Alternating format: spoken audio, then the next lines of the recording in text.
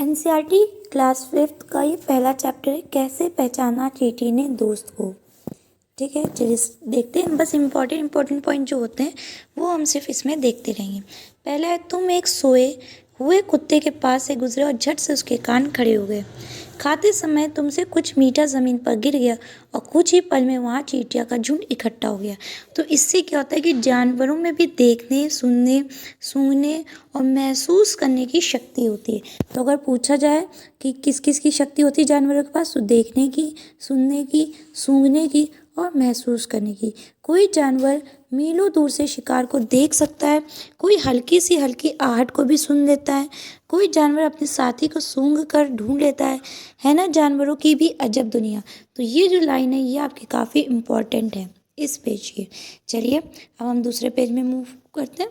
जी हाँ, कैसे पहचाना साथी को। एक चींटी अपने रास्ते चली जा रही थी।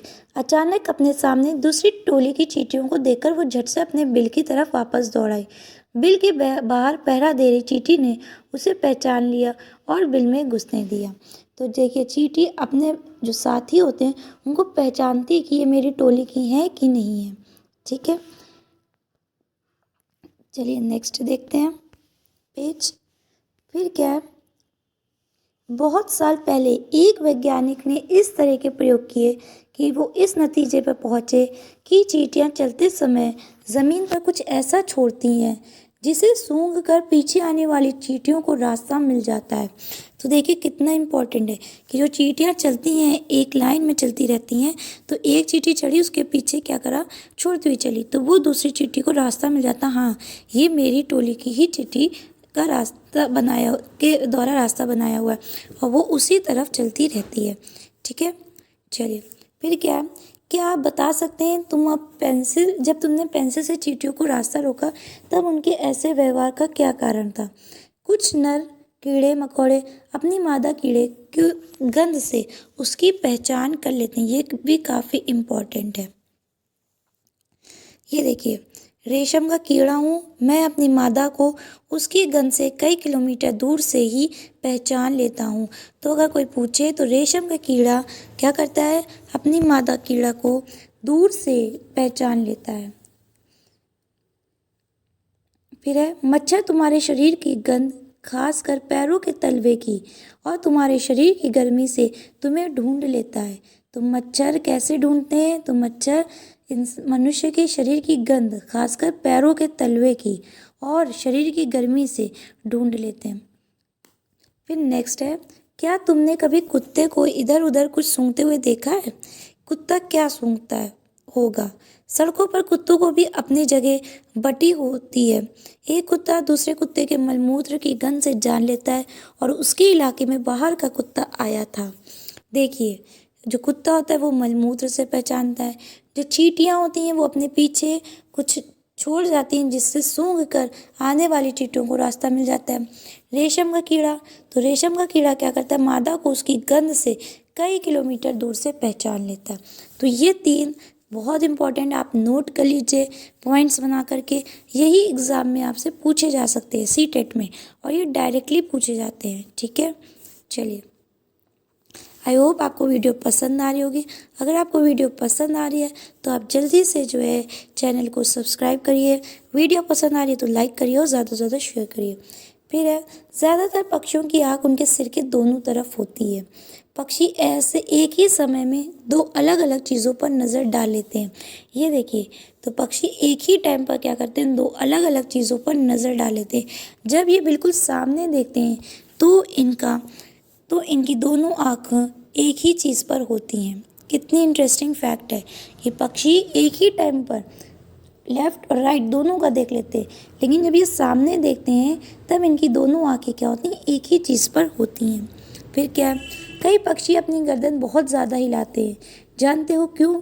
ज़्यादातर पक्षियों की आँखों की पतली घूम नहीं सकती, वे अपनी गर्दन घुमाकर ही आसपास देखते हैं। तो ये भी याद रखिएगा कि जो पक्षी होते हैं वो आँखों की पत्ती इनकी घूम नहीं सकती, इसलिए वो क्या करते हैं, गर्दन घुमाते हैं ताकि वो आसपास की चीज़ों को क्या कर सकें, देख सकें। चलिए नेक्स्ट है, तुम भी अलग अलग तरीके से देखो।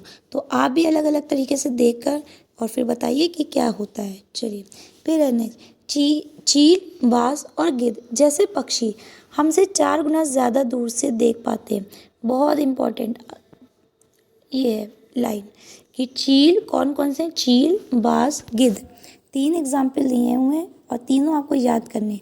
चील, बाज और गिद्ध जैसे पक्षी हमसे 4 गुना ज़्यादा दूर से देख पाते हैं। जो चीज़ हमें 2 मीटर से दूरी दिखाई पड़ती है, वही चीज़ ये पक्षी 8 मीटर की दूरी से देख लेते हैं। देख लीजिए, ये भी याद कर लीजिए कि कितनी मीटर की दूरी से देख लेते हैं, 8 मीटर की दूरी से देख लेते हैं। चलिए नेक्स्ट की तरफ चलते हैं। फिर है, जैसे हम इतने सारे रंग दिखाई देते हैं, जैसे हमें उतने रंग जानवरों को दिखाई नहीं देते। ये कुछ चित्र दिया हुआ है। आमतौर पे माना जाता है कि दिन में जागने वाले जानवर कुछ रंग देख पाते हैं और रात में जागने वाले जानवर हर चीज़ को सफ़ेद और काली ही देखते हैं। देखिए कितना इंटरेस्टिंग और इम्पॉर्टेंट फैक्ट है आपका, खासकर सी टेट एग्ज़ाम्स के लिए। सी टेट में ईवीएस के ऐसे ही क्वेश्चंस पूछे जाते हैं यहीं से, और बच्चे क्या कर देते हैं, गलती कर देते हैं। क्यों? क्योंकि वो ये चीज़ पढ़ नहीं पाते हैं कि उनको क्या पढ़ना है और क्या छोड़ना है। ठीक है, तो आप इतना ही पढ़िए और देखिएगा कितने अच्छे मार्क्स आपके सी टेट में आते हैं। तो जो दिन में जागते हैं जानवर वो क्या होते हैं, कुछ रंग देख पाते हैं, लेकिन जो रात में जागते हैं जानवर वो सिर्फ और सिर्फ हर चीज़ को किस में देखेंगे, सफ़ेद और काले में। चलिए नेक्स्ट देखते हैं। फिर है आपका, जंगल में ऊंचे पेड़ पर बैठा लंगूर पास आती मुसीबत जैसे शेर, चीता को देखकर एक खास आवाज़ निकालकर अपने साथियों को संदेश देता है। इस काम के लिए पक्षी भी खास आवाज़ें निकालते हैं। तो देखिए, पक्षी, पशु क्या करते हैं, खास आवाज़ें निकालते हैं अपने साथियों तक संदेश पहुंचाने के लिए। कुछ पक्षी अलग अलग खतरों के लिए अलग अलग आवाज़ें निकालते हैं। जैसे उड़कर आने वाले दुश्मन के लिए एक तरह की आवाज़, ज़मीन पर चलकर आने वाले की दूसरी तरह की आवाज़। देखिए, अपने जो दुश्मन हैं उनको अगर वो लोग देख लेते हैं तो अपने साथियों को आगाह करने के लिए अलग अलग आवाज़ें निकालते हैं। जैसे उनके साथी समझ जाते हैं कि जो दुश्मन है वो उड़कर आ रहा है कि ज़मीन पर चल के आ रहा है, और फिर वैसे ही सतर्क हो जाते हैं। मछलियाँ खतरे की चेतावनी एक दूसरे को बिजली तरंगों से देती हैं। बहुत इंपॉर्टेंट पैराग्राफ है ये। ठीक है, तो मछलियाँ खतरों की चेतावनी एक दूसरे को कैसे देती हैं, तो बिजली की तरंगों से देती हैं। कुछ जानवर तूफान या भूकंप आने से कुछ समय पहले अजीब हरकतें करने लगते हैं। जो लोग जंगल में रहते हैं और जानवरों के इस व्यवहार को समझते हैं, वे जान लेते हैं कि भूकंप आने वाला है या कुछ अनहोनी होने वाली है। तो कुछ जो जानवर होते हैं वो भूकंप या तूफान आने से पहले अजीब व्यवहार करते हैं, मतलब उनको समझ में आ जाता है कि भूकंप या तूफान आने वाला है। सन 2004 दिसंबर में आए सुनामी के कुछ समय पहले जानवरों के अजीब व्यवहार और उनके द्वारा दी गई चेतावनी भरी आवाज़ों को अंडमान की एक खास आदिवासी जाति समझ गई। उन्होंने वहाँ वो इलाका खाली कर दिया। इस प्रकार इस जाति के लोग सुनामी के कहर से अपनी जान बचा पाए। तो देखिए, सन 2004 दिसंबर में अंडमान में आए सुनामी से वहाँ के जो जनजाति आदिवासी हैं उन्होंने अपनी जान कैसे बचाई, क्योंकि वो व्यवहार को समझ गए थे। ठीक है, तो वो समझ गए और आगाह हो गए और फिर वहाँ से वो इलाका उन्होंने छोड़ दिया। फिर डॉल्फिन भी अलग अलग तरीके की आवाज़ निकालती है और एक दूसरे से बात करती है। वैज्ञानिकों का ये मानना है कि कई जानवर की अपनी पूरी भाषा होती है। तो कई जानवरों की अपनी पूरी भाषा होती है, वो उसमें एक दूसरे से बात भी करते हैं। तो अब आपको ये चीज़ समझ में आ गई होगी। चलिए फिर नेक्स्ट है कि बहुत से जानवर किसी खास मौसम में लंबी गहरी नींद में चले जाते हैं। लंबी भी इतनी कि कई महीनों तक फिर दिखाई नहीं देते हैं। इसे कहते हैं हाइबरनेशन, विंटर स्लीप। यहाँ लिखे देना हाइबरनेशन, इसे कहते हैं विंटर स्लीप। ठीक है, और दूसरा वर्ड होता है एस्टिवेशन, इसे कहते हैं समर स्लीप। ठीक है, तो एस्टिवेशन समर स्लीप और हाइबरनेशन विंटर स्लीप, ये याद रखिएगा। फिर क्या है, बहुत से जानवर किसी खास मौसम में, जैसे छिपकली होती है तो वो जो है जब ठंडक होती है तो वो बिल में घुस जाती है, और जब गर्मी होती है तो वो बाहर आ जाती है। फिर नेक्स्ट है स्लॉथ। चलिए स्लॉथ के बारे में कुछ फैक्ट्स जानते हैं। ये भालू जैसे दिखते हैं। देखिए ये आप पूरे पॉइंट्स याद रखिएगा। इनमें से पूछ लेते हैं सीटेट ईवीएस में कि इन जो स्टेटमेंट है इनमें से कौन सा करेक्ट है या कौन सा इनकरेक्ट है। तो जब आप ये पॉइंट्स याद रखेंगे, पढ़े हुए होंगे, तो आप इजीली बता पाएंगे कि कौन से जो है करेक्ट है और कौन से इनकरेक्ट है। तो स्लॉथ पहला पॉइंट कि भालू जैसे दिखते, पर ये एक्चुअल में भालू नहीं है। ये दिन के करीब 17 घंटे पेड़ों से उल्टे सिर लटक कर मस्ती से सोते। तो कितने घंटे? 17 घंटे, याद रखिएगा 17 घंटे। और कैसे? उल्टे सिर, मतलब लटक कर ये सोते हैं। ये जिस पेड़ पर रहते हैं उसी के पत्ते खाकर पलते हैं। तो ये जिस पेड़ पर रहेंगे उसी के पत्ते खाकर पलते हैं, इसलिए इन्हें कहीं और जाने की ज़रूरत ही नहीं पड़ती। जब ये अपने पेड़ के सारे पत्ते खा लेते हैं तब वे पास के पेड़ पर जाते हैं। जब ये खा लेते हैं तो ये शिफ्ट हो जाते हैं दूसरे पेड़ पर। लगभग 40 वर्ष के अपने पूरे जीवन में ये मुश्किल से 8 पेड़ों पर घूमने की तकलीफ उठाते हैं। मतलब ये बहुत लेज़ी होते हैं, काहिल होते हैं, ठीक है। तो ये सोना ज़्यादा पसंद करते हैं। जब उठे बस वही पेड़ के खा लिए फिर सो गए। ये सप्ताह में एक बार ही शौच करने के लिए पेड़ से नीचे उतरते हैं। तो सिर्फ एक बार पेड़ से नीचे उतरते, 17 घंटे सोते हैं, वो भी उल्टे लटक कर, और एक ही पेड़ के, उसी पेड़ पर जिस पेड़ पर रहते हैं उसी पेड़ के पत्ते खाते हैं। और कितने इनके जो पूरे वर्ष होते हैं, जितने पूरा जीवन में वर्ष बिताते हैं वो उतने 40 वर्ष, और उतने में कितने पेड़ पर जाते हैं? 8 पेड़ पर, ठीक। तो ये इनके फैक्ट्स हो गए। अगर आप आएगा कि करेक्ट और इनकरेक्ट तो आप इजीली से बता सकते हैं। चलिए अब बाघ के बारे में कुछ पढ़ते हैं। बाघ अंधेरे में हमसे 6 गुना बेहतर देख सकता है। तो कितने गुना बेहतर देख सकता है? 6 गुना, याद रखिएगा, 6 टाइम्स। बाघ की मूंछें हवा के लिए कंपन को भाप लेती हैं और उससे शरीर की बिल्कुल सही स्थिति का पता चल जाता है। इससे उन्हें अंधेरे में रास्ता ढूंढने में भी मदद मिलती है।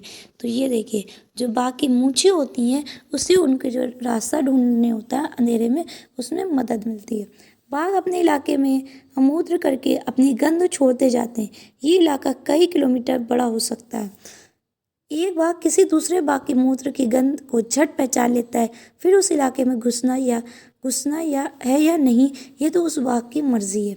तो एक जंगल में एक ही बाघ रहता है। कैसे? तो ऐसे रहता है। अब आप समझ गए होंगे। बाघ मौके के अनुसार अपनी आवाज़ बदलता रहता है। गुस्से में अलग आवाज़, और बाघिन को बुलाना हो तो अलग आवाज़। कभी करहाना हो तो कभी गुर्राना। बाघ का गुर्राना 3 किलोमीटर दूर तक सुना जा सकता है। तो बाघ का गुर्राना कितने किलोमीटर दूर तक सुना जा सकता है? 3 किलोमीटर दूर तक। बाघ हवा से पत्तों के हिलने और शिकार की झाड़ियों में हिलने से हुई आवाज़ में अंतर को भाप लेता है। देखिए कितनी जो मतलब माइन्यूट डिफरेंस होता है वो भी उसको भाप लेता है, समझ लेता है।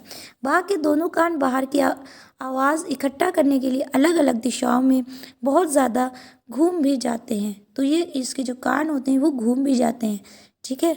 तो ये आपको समझ में आ गया। अब टाइगर से रिलेटेड कोई भी बात आएंगी आप करेक्टली ही भरेंगे, कोई गलती नहीं करेंगे। फिर नेक्स्ट है, हमारे देश में बाघ और अन्य कई जानवर की गिनती इतनी कम हो गई है कि इनके लुप्त हो जाने का खतरा है। हमारे देश की सरकार इन्हें बचाने के लिए बहुत से जंगलों को सुरक्षा दे रही है। जैसे उत्तराखंड का जिम कॉर्बेट नेशनल पार्क। तो यहाँ पे जिम कॉर्बेट नेशनल पार्क की बात हो रही, तो वो कहाँ है? उत्तराखंड में। राजस्थान के भरतपुर ज़िले में घाना। इन जंगलों में जानवरों का शिकार मना है। यहाँ लोग जानवरों या जंगल में कोई नुकसान नहीं पहुँचा सकते। तो 2 की बात हो रही है, आप 2 को याद रखिएगा, ठीक है। राजस्थान के भरतपुर ज़िले में घाना, और जिम कॉर्बेट नेशनल पार्क कहाँ पे? उत्तराखंड में।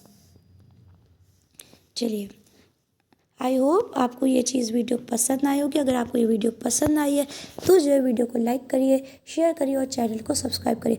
और जो है जल्दी मिलते हैं नेक्स्ट चैप्टर के साथ। तब तक के लिए thank you for watching, bye.